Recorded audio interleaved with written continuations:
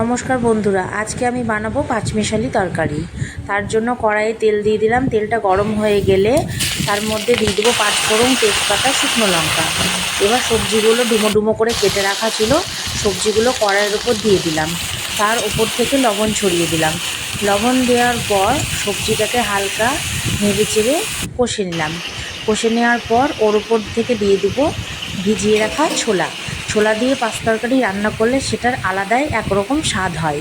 এবার তরকারিটাকে আবার নাড়াচাড়া করে তরকারিটা যখন একটু মজে আসবে তখন ওর মধ্যে দিয়ে দেবো আমরা হলুদ গুঁড়ো দেওয়ার পর তরকারিটা আবার নাড়তে থাকলাম।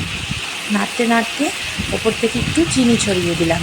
চিনি দেওয়ার পর আবার তরকারিটা কষে এলো, তখন আমরা ওপর থেকে দিয়ে দিব আদা বাটা। আদা বাটা দিলে তরকারির সেন্টটা একটু ভালো হয়। আদা বাটা দিয়ে এবার কষতে থাকবো।